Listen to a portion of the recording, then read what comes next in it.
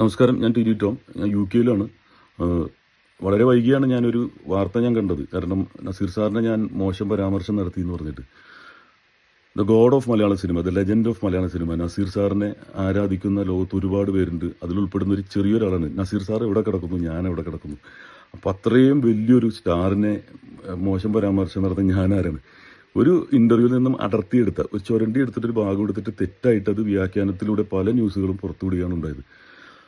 ഇത് ഈ തന്ന ഇൻഫർമേഷൻ നസീർ സാറിനെ കുറിച്ചൊക്കെ ഞാൻ നേരിട്ട് കണ്ടിട്ട് പോലുമില്ല. അപ്പോൾ നമ്മുടെ ഒരു സീനിയർ തന്നൊരു ഇൻഫർമേഷൻ ഇപ്പോൾ അദ്ദേഹം കൈമലർത്തുന്നുണ്ട്. അല്ലാതെ ഞാൻ അന്തരീക്ഷം നിന്ന് ആവാഹിച്ചെടുത്തതല്ല.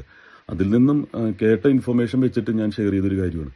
അത് ഒരിക്കലും മോശപ്പെടുത്താനോ അല്ലെങ്കിൽ അവഹേളിക്കാനോ അല്ല. കാരണം ഇവരൊന്നും നമുക്ക് തിരിച്ചു കിട്ടാത്ത ലെജൻസാണ്. പല സീനിയേഴ്സും മരിക്കുമ്പോൾ ഞാൻ അവിടെ ചെല്ലാറുണ്ട്. എൻ്റെ സാന്നിധ്യം അറിയിക്കാറുണ്ട്. നാട്ടുകാരെ കാണിക്കാനല്ല റീത്തുമായിട്ട് ചെല്ലുന്നത്.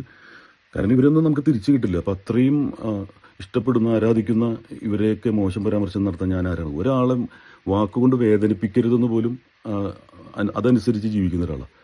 അപ്പോൾ പിന്നെ ഇങ്ങനൊരു സംഭവം ഞാൻ ഉൾപ്പെടെയുള്ളവർക്ക് വേദന ഉണ്ടാക്കുന്നതാണ്.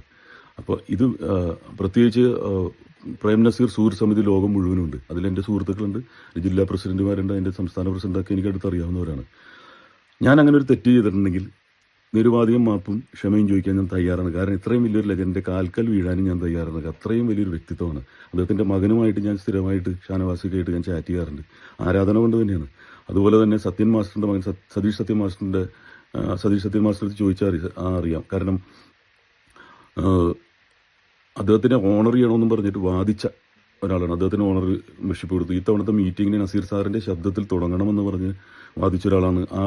അതിൻ്റെ ഒരു AI ക്രിയേറ്റ് ചെയ്തിട്ടാണ് തുടങ്ങിയത്. അപ്പോൾ അങ്ങനെയുള്ളൊരു വലിയ വ്യക്തിത്വത്തിനെ ഞാൻ ഒരു കാരണവശാലും മനസ്സവാച കർമ്മണ ഒരിക്കലും ഞാൻ ഇങ്ങനൊരു വാർത്തയിൽ വന്ന പോലെ ഞാൻ വേദനിപ്പിക്കാൻ ഉദ്ദേശിച്ചിട്ടുമില്ല, ചിന്തിച്ചിട്ടുമില്ല.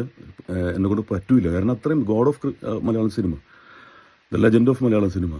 അപ്പോൾ അതിന് ഞാൻ എൻ്റെ ഭാഗത്ത് തെറ്റ് പറ്റിയിട്ടുണ്ടെങ്കിൽ ഞാൻ ക്ഷമ ചോദിക്കുന്നു. All the best. God bless. ഇൻഷാ അല്ലാഹ്.